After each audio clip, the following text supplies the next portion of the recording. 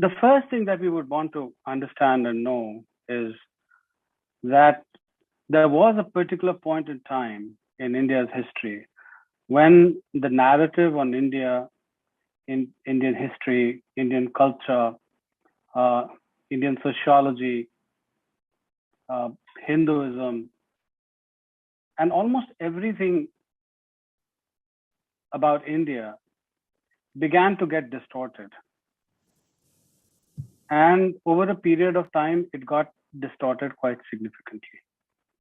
These days we talk a lot about narrative and we talk about the importance of narrative. Let me contextualize this from the perspective of Vedanta. As many of you would know, that Vedanta speaks about different planes of consciousness. It talks about Annamaya Kosha, Pranamaya Kosha, Manomaya Kosha, Vijnanamaya Kosha, Anandamaya Kosha, which are basically manifestations of Satchidananda. All these different planes of consciousness are interconnected. They're discrete planes, and at the same time, they're interconnected with one another. For this discussion, it would suffice to say that Manomaya Kosha is interconnected with Pranamaya Kosha and Annamaya Kosha. Narrative essentially resides in Manomaya Kosha. And what it does is that it alters the Annamaya Kosha. In other words, narrative alters everything which is there on the physical plane, on the terrestrial plane. So around 1870, there was a particular narrative which was put in place. This narrative represented the Indian social system in a particular manner. And a lot of what we see in India today at this point in time is basically an outcome of that narrative. This narrative painted the Indian social system as hierarchical and oppressive, and basically made the so-called caste system the defining feature of Hinduism. This narrative continues, and it continues in many different ways. Now, because our Indian social system got represented through caste system, which is described as hierarchical and oppressive, that our entire understanding about Varna and Jati has got convoluted.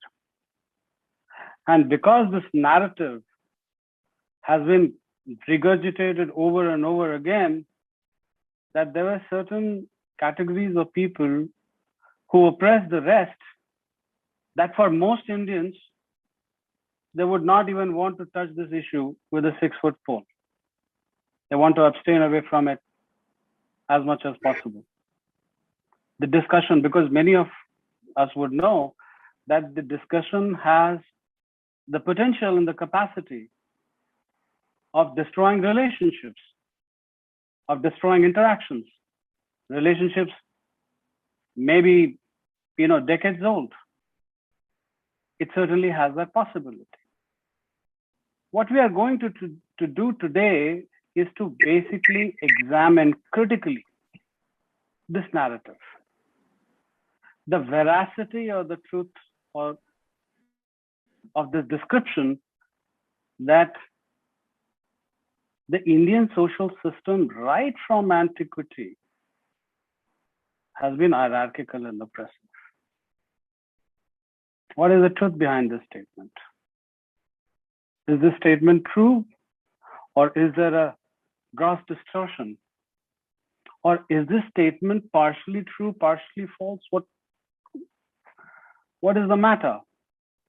In the foundations of Indian culture, Sri Aurobindo has explained this system very nicely. And Sri Aurobindo says that the system had a very different understanding when it was put in place. And over a period of time, it underwent a certain degeneration. This degeneration is an outcome of internal decline and external aggression, and we are going to look at all the different shades which I just described. What was the system like when it was put in place? What was the system like in the Vedic times?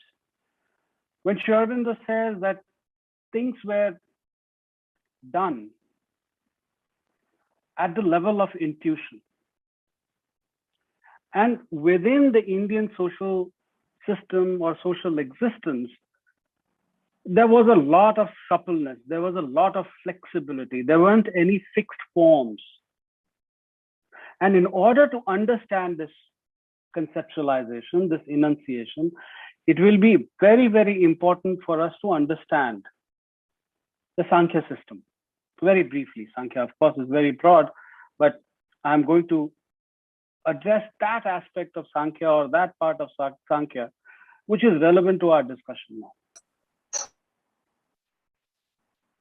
Sankhya is one of the first systems which basically talks about creation or manifestation. What does it say? It says that two principles, Purusha and Prakriti, were unmanifest. The manifestation had not happened, the creation had not happened. They were in a state where you can say they were beyond space, time, and causation.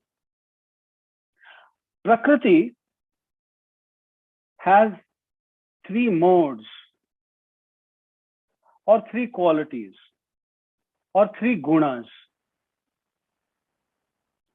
All these three gunas that are equal in nature were at rest.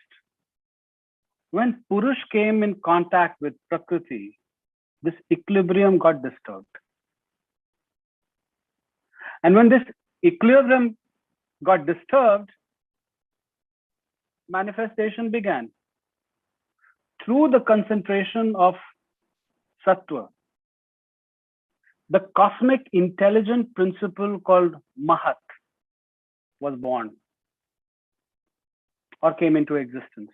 This Mahat is manifested in an individual, in a human being, as Buddhi. So Buddhi in every human being is constituted by Sattva. From Sattva, through the concentration of Rajas, Ahankar was born. The principle of self, individual self, or the ego principle. Now, from Ahankar on one side, through the concentration of Sattva again, Manas, Gyanendriyas, and Karmendriyas were born on one side, and through the concentration of Tamas on the other side, Tanmatras and Mahabhutas came into existence. So this is how, the cosmos came into existence. Now, when you look at the sequence of things, it is not that Rajas is born out of Sattva and Tamas is born out of Rajas. That is not the sequence that you get. What you get is that these important principles or these three important qualities,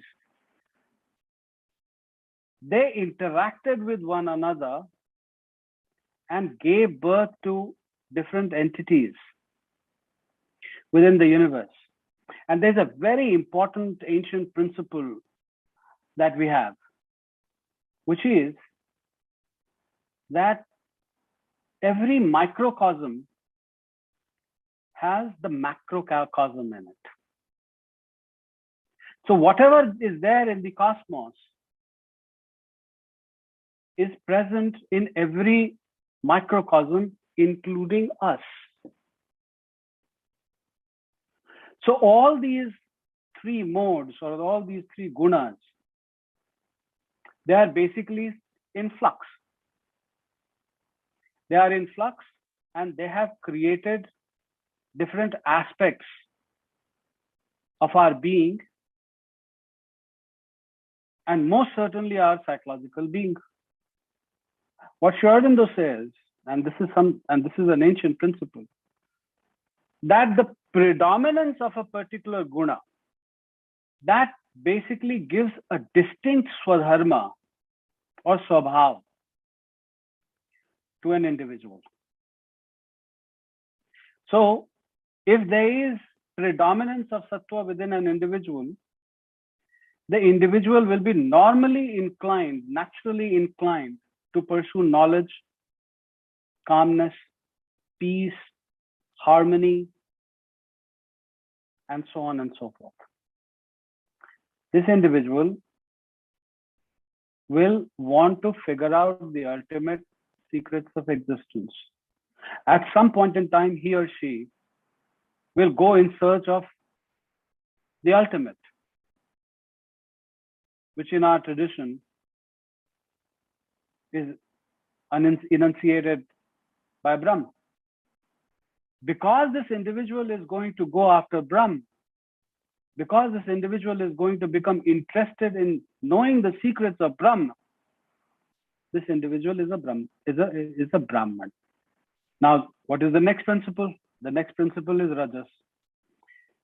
And as I told you earlier, it's not that only one of the gunas is present in an individual. All the three gunas are present. It's just that predominance of a particular guna, it gives a certain psychological attribute to an individual. So the person who has the predominance of Rajas in him or her is basically going to seek power. Will be an individual who will be interested in dominating others. Will be an individual who will be interested in matters of governance and politics. Will be an individual who will be warrior-like. In the traditional scheme of things, this individual was Kshatriya. Similarly, if there was combination of Rajas and Tamas within an individual, and what does Tamas do?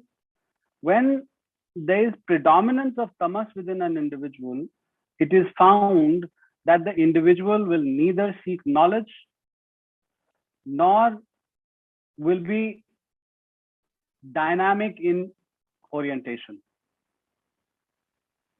The individual will be prone to inertia, laziness, and sloth. We don't need to have any judgment about this. This is the nature of reality.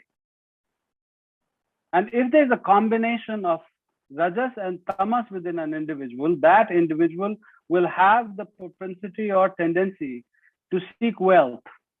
That individual will not be interested in seeking knowledge or a career in which governance and politics are involved. That is not what is going to inspire the individual to act. It will basically be the seeking of wealth. This category of people were called as Vaishya.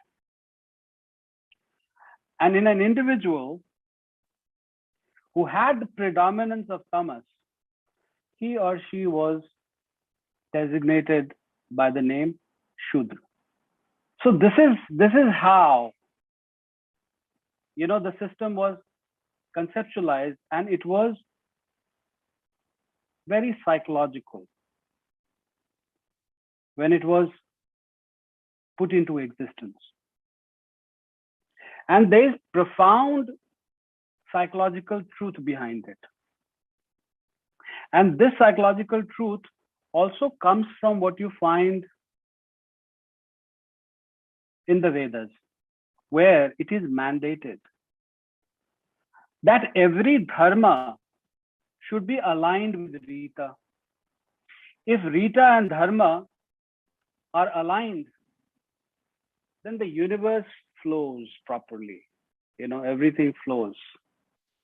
I'm sure some of you would be familiar with this term, the Tao, the Chinese Tao, the flow of things.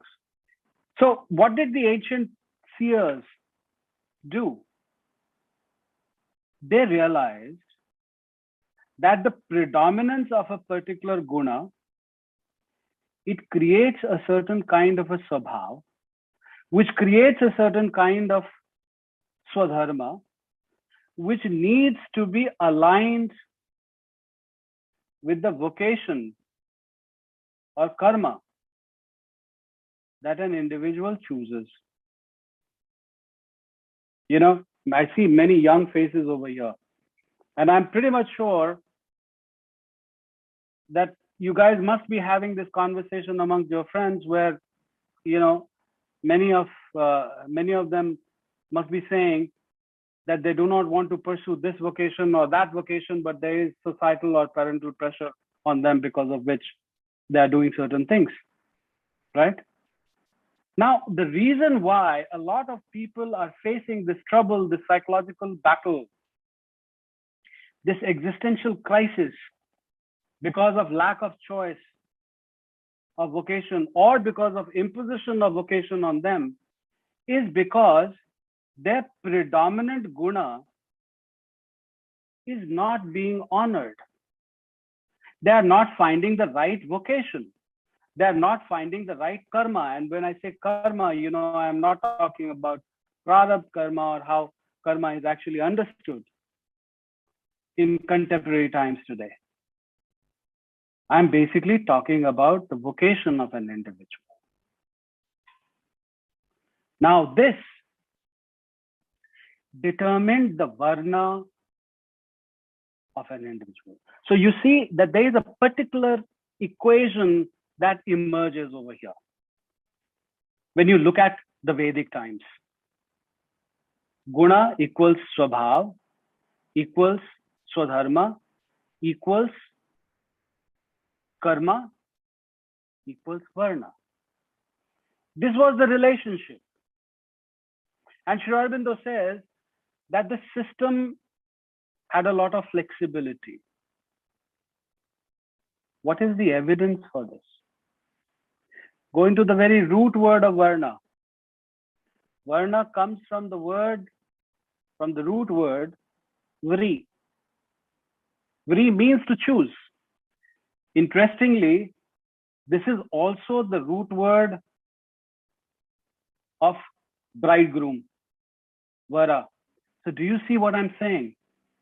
That in the ancient times, not only the varna one chose, but women also chose their husbands. It is embedded in the root of the word itself. There was choice in the matter. Now, because there's so much of superstition associated with Jyotisha, I'm sure that many of you have not done your charts or have not got your charts done. If you get your birth chart done, if you get your Janma Kundli done, if you get your Janma Kundli made, you will find that there is a section there which talks about your varna. Is this varna birth-based? Is it based on the family in which you are born? No, not at all. It is completely based on you as an individual. Because within the same family, if you will compare birth charts, you'll find that different people have different varnas. And I think this understanding of varna being individual was very much alive in the ancient times. And that is why there was flexibility and suppleness that Sri Aurobindo talks about. Many of you must have heard the story of Satyakam Jabala. What is the story? It is in one of the Upanishads. This individual goes to an individual or to some individuals to learn. And there it is asked of him, what is his varna? And this individual says, well, I don't have any idea. My mother is a maid. She worked in different houses. And in one of those homes, she conceived me. He honestly tells the sage what his mother had told him about his lineage. So when he narrates this story to the sage says that you can only be a Brahmin. Why? Because you are speaking the truth. It is not because, the Brahmins were exalted. The Brahmins were manifesting certain characteristics. And because this individual, was manifesting a certain characteristic, that the sage decided that he was a Brahmin. That actually reminds me of another story which you find in the Mahabharata. Karn, he disguises himself and goes to learn from another sage. And, many of you know about that story, so I'm not going to repeat. He begins to get bitten by a scorpion. And thinking that if he moved his legs, on which the sage or his teacher was sleeping, he would basically disturb the sleep of his teacher or guru. The scorpion kept stinging him and he sat still. And when blood began to ooze, it woke the sage up. And the sage Parshuram says, who nurtured some issues or problems with the Kshatriyas, that Karna could not have been a Brahmin. A Brahmin by nature would not have tolerated the pain that the scorpion was given to the individual. So Parshuram says, well, this is the guna or the characteristic of a Kshatriya. You can only be a Kshatriya. And the story continues. I'm not going to go into the details. But what I'm trying to say to you is that till a certain point in time, the connection between guna and swabhava was very, very operative or operational within the Indian society. And there was a certain flexibility.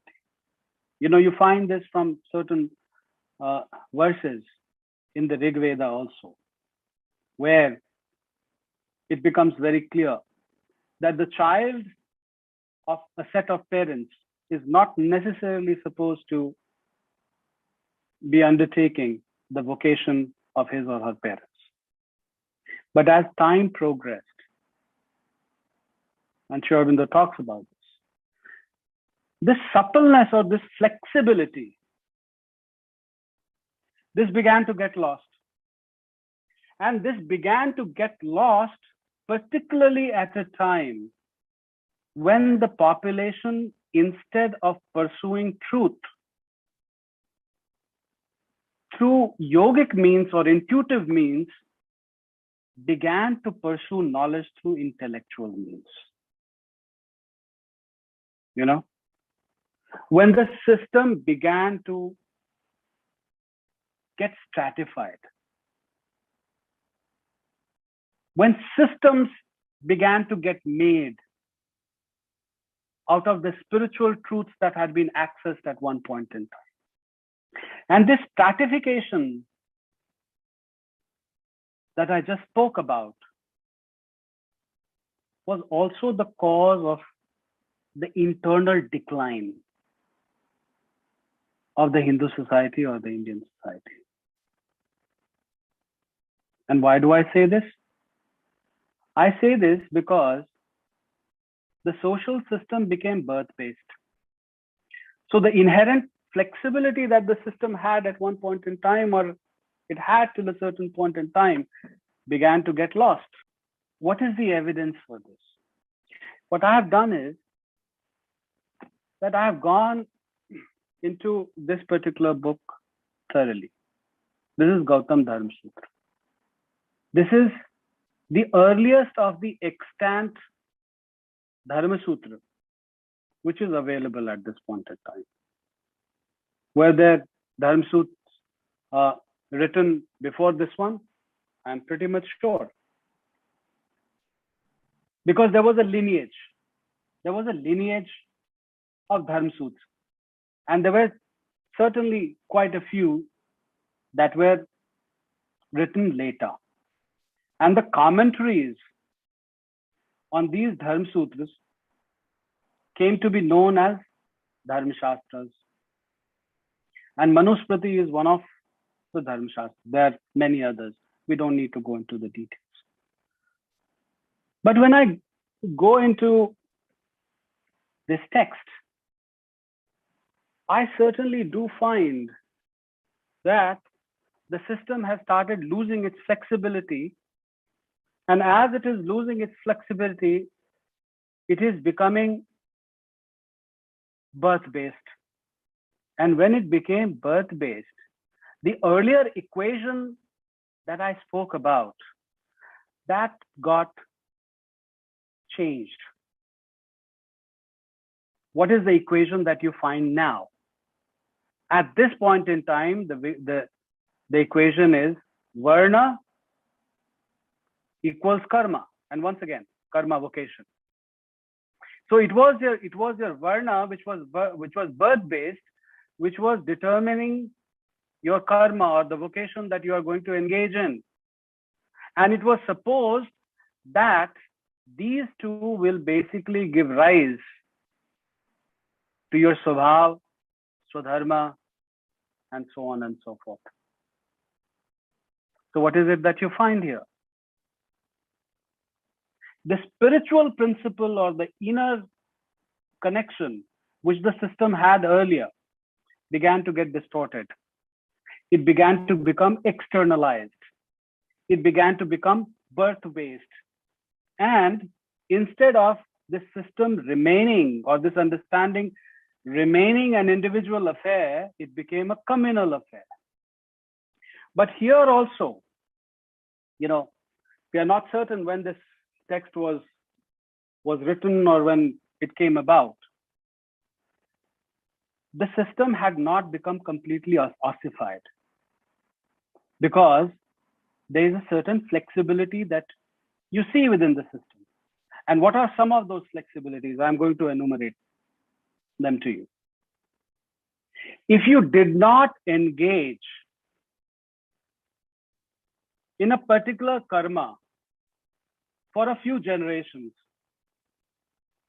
then your family would lose the Varna. And the details are given. If a Brahmin family did not engage in the karma of a Brahmin for 3 generations, and instead did the karma of a Kshatriya, then in the 4th generation, the family would become a Kshatriya. Similarly, if a Brahmin family engaged in the karma or the work or the vocation of a Vaishya for 5 generations, then in the 6th generation, the family would become Vaishya. And if for 7 generations, the family engaged in the work of a Shudra, then the family would become a Shudra. This system was called Varnapkarsh. Consists of 2 words, Varn plus Apkarsh. Similarly, one could actually climb up the ladder.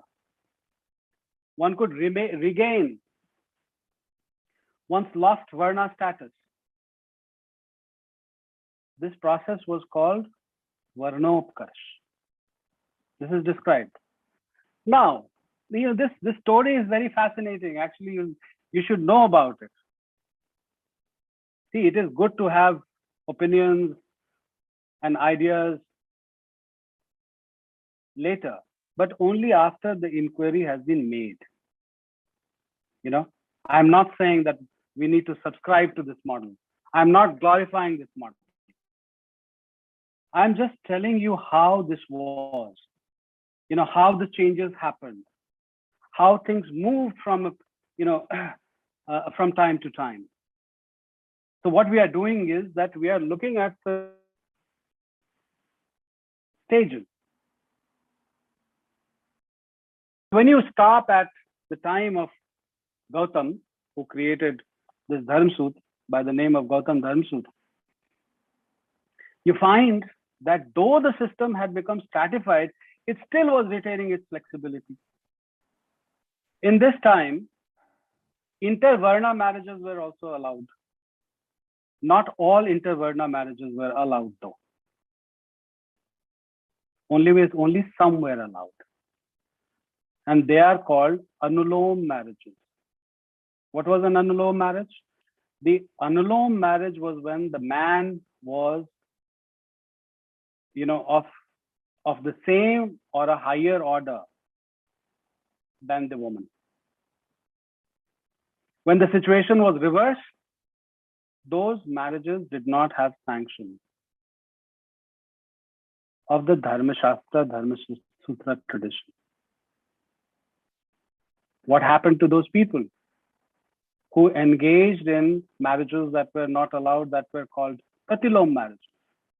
They were banished from the fourfold order. This is how the system of untouchability in India was born. These people were called Patit, and contact with these people was suppressed, was negated. In fact, it was punishable. If one engaged in a Patit, he or she could also become a Patit. And these so-called Patit basically settled on the fringes of the society. That is the reason, even today in rural India, if you travel, you will find that the so-called untouchables, I don't like using these terms, but we have to engage in analysis. I'm just like being a doctor, who's conducting a diagnosis. They live on the fringes of the society, and they live in between human settlements. This is a reality which you will find even today. Now, this system does not talk about prison. There were other people also, who would violate social norms and customs from time to time. They were also banished. They also became Patit, and they would live on the fringes of the society. There's a very detailed description which is given of various classification of people that are born through different kinds of Anulom as well as Pratilom marriages. Now, many of you would know that the ancient Indian society was divided in 4 ashramas. The Varna system was only followed in Brahmacharya and Grihastha. I'm repeating this. It was only followed in Brahmacharya and Grihastha. It was not followed in Vanprasth and Sannyas. And this entire thing is very logical. Why do I say that it is logical? An important condition for becoming a yogi is basically to transcend the gunas, the 3 gunas. Within the Indian system of thought, for an individual to become a yogi, for an individual to become enlightened, for an individual to gain nirvana, it is extremely important that he or she transcends the 3 gunas. And when he or she transcends the three gunas, the individual becomes Trigunatita. There's a term, which our culture uses for yogis, Trigunatita. When an individual takes Vanprastha or sannyas, the idea is that he or she is basically going to engage in practices that will lead to the transcendence of three gunas. That individual is on his or her way to becoming Trigunatita. And that is why even today in traditional India, nobody asks the jati of a sadhu.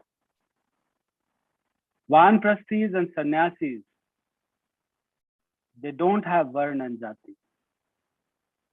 Jati na pucho sadhu ki. It's a very common refrain that you will find in rural India even today. Most illiterate of the Indians know this. They might not be able to give you the metaphysical explanation why this is happening. They might not be able to explain Sankhya to you. But this understanding is embedded in the folk tradition. It's there. It's part of the folk wisdom. You see? So what I'm saying to you is that even when the system began to get stratified, it did not lose its flexibility. Now, in terms of hierarchy, which you definitely see, in Gautam Dharma Sutra, what you do not come across is an absolute hierarchy associated with any varna. Why? There are many different scales of hierarchy. You have knowledge hierarchy. And when you have the knowledge hierarchy, what is it that you find? You find Brahmin at the top, Kshatriya next to him or her, then Vaishya, and then Shudra. Then you have the scale of power hierarchy. You have Kshatriya at the top, then you have Brahmins, then you have Vaishya, and then you have Shudra. Now listen to this. This is a very important one. Wealth hierarchy. You have Vaishya at the top. You have Kshatriyas. Then you have Shudra. And you have Brahmins at the bottom. It was mandated that Shudras be paid for their work. Whereas a Brahmin was supposed to survive on dhan and nothing but dhan. And that is the reason in the Jatak stories and many of the folk tales, you will come across this term, Daridra Brahman, very, very commonly. And in fact, some of the poorest Brahmins in India today survive. And they survive because traditionally they were not supposed to accumulate wealth. So the Brahmin families that kept aligned themselves to the Dharma Shastra principles, they never ended up accumulating wealth for themselves. And that is the reason you find some of the poorest Brahmins in India today. This is the reason. Then you have the service hierarchy. In service hierarchy, you find Shudra at the top, Vaishya next to Shudra, then Kshatriya, and then Brahman. Now, when you bring all hierarchies together, the sum does not give, one vector. All these different vectors, they basically cancel out one another. And that is why you do not find an absolute hierarchy for one particular varna. But what is the hierarchy that you find in Dharma Sutra? You find hierarchy of conduct. The Brahmins, they were given respect. They were given respect for knowledge and conduct. In fact, there's another vector which comes into play here. This whole system is very complicated and complex. It is not very simple. irrespective of the varna of an individual. The age of an individual had to be respected. This is there in Dharma Shastra. And most Indians, they know this subconsciously or unconsciously. They respect the age of an individual. So, this very linear, straight-jacketed understanding of hierarchy created on our social did not exist in ancient India till a very long period. This is with regards to Varna and Gita. There are many individuals today floating around, and I will name them, particularly the Brahmins of South India, who have a very interesting take on this Chatur Varenyam verse that you find in the Bhagavad Gita. Sri Krishna says, Chatur Varenyam Maya Shrishtam Guna Karma Vibhavash. Right? What these people are doing, and this is quite extensive, and that is the reason I'm telling you, or rather, let me put it this way, I'm addressing this issue. A lot of people have this understanding that when karma is being spoken about in this verse, prarabdha karma or karma phala is being spoken about. This is not true. When Sri Krishna mentions karma, he is basically talking about vocation. And when he talks about vocation, he basically does the same thing, which we mentioned at the beginning of this talk. He establishes the equation of guna equaling swabhav, equaling swadharma, equaling varna, equaling karma. The inner principle, the inner psycho-spiritual principle of this verse becomes extremely important. So when you are told that karma means karmaphala, these people are erroneously quoting the Gita. In fact, they should not quote the Gita. They should quote the Dharma Sutra or the Dharma Shastra tradition. Because in the Dharma Shastra tradition, it is clearly mentioned that the family into which you will be born will be basically be dependent on your karma, your karmaphala. So if Dharma Sutra is used to give this kind of an explanation, it can be understood. But when it comes to Gita, this is a wrong interpretation. This is a wrong interpretation, and what happens is that the understanding that you find in the Smriti tradition gets transposed on the Shruti tradition. And from the Hindu perspective, it is very important that we understand the Shrutis properly. The Dharma Shastras can be junked. They are not supposed to be eternal. They were dependent on time, place, and the individual who created it.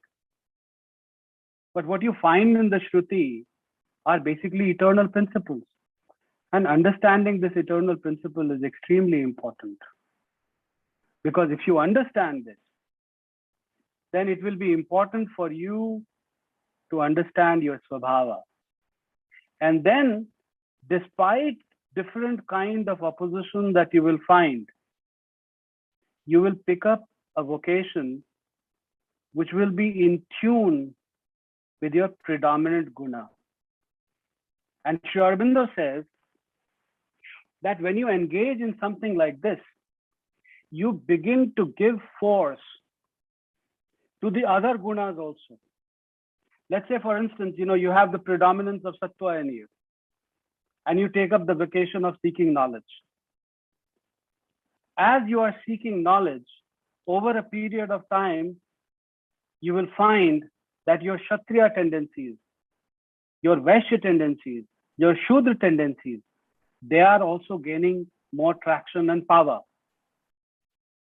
You are, you will start becoming a more integral person.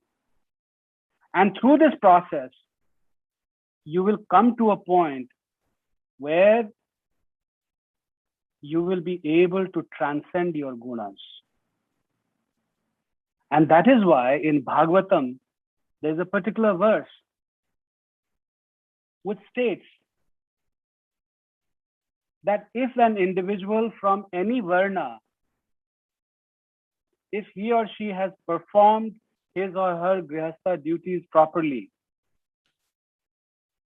then he or she will stand an equal chance of gaining moksha in comparison to any other individual from any other varna.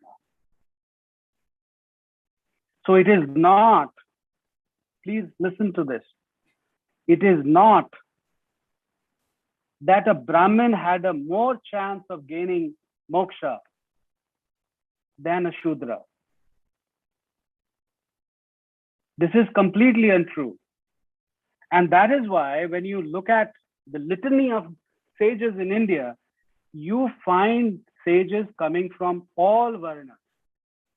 And it is extremely erroneous to call the sages Brahmins. A Brahmin is an individual who's guided by Sattva Guna. A yogi or a sage is an individual who has gone beyond the gunas, has become Trigunatita. It's a very important distinction. Even the learned, of the people make this error in making this distinction. There is a fundamental difference between a yogi and a Brahmin. These two categories should never be conflated. And anyone who is conflating these two categories does not really understand the foundations of the Varna, does not understand the nuts and bolts on which this system was pegged, does not understand the foundations, of this system, does not understand the metaphysics of this system. So, and this is particularly important for younger people